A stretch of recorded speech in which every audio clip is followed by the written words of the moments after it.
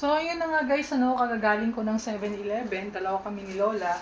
And ipapakita ko sa inyo yung binili kong mga damit na hindi ako kinontra ng tindera kasi namili ako dun sa mga small and medium.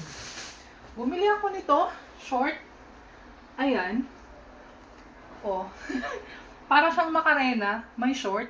Di ba ganito yung nung 90s, yung uso yung Titanic ba yun? Basta makarena. Macarena short. Ayan. May slit siya. Kala mo palda, pero may slit. Nakikita ba? Ayan o. Ang ganda, ang cute. Kaya kumuha ko. Worth of 100 NT. Ayan.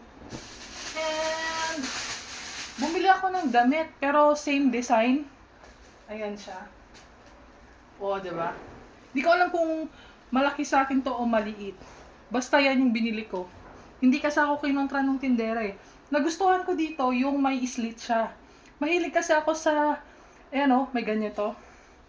Mahilig ako sa may ganyan na damit, yung mahaba dito tapos mababa dito. Mahilig ako sa ganun eh. Marami akong damit na ganun sa nanggang. Pero hindi ko pa siya nakukuha until now. Ayan, bumili ako ng brown.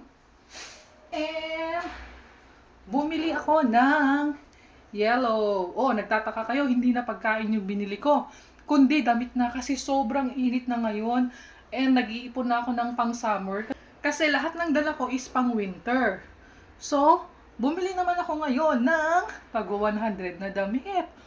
O, di ba? Tago 100 lang to. Worth it na. O, di ba? Meron ba akong kagaya dyan? Tapos, binigyan kami nila pa ng 200 NT. Ngayon, naghahanap ako ng pentang na tagi 89 sa 7-Eleven. Pero wala akong nabili. Pag na 99 yung nabili ko. And natatakot ako, baka mamaya sabihin niya, nagbigay lang ako ng 200, bumili ka na ng mahal. Pero to be honest, walang tagi 89. Kaya 99 yung nabili ko. Kesa naman bumili ako ng 119, 129. Eh, ito na lang. Diba? Ayan. And bumili ako ng pansit. Ayan, dagdag niya. Pera ko to 50 NT. Ang dami, di ba? So, kailangan namin ubusin to ni Lola. Ay, excited na akong magsuot ng damit. Kasya ko kaya? Let me see mamaya. Ang ganda. And nagustuhan ko talaga to. Short. Macarena. Meron siyang slit. Akala mo palda pero hindi. Short siya na may slit. O, diba? Ang ganda ng design. Tago 100 NT. Saan ka pa? Mura.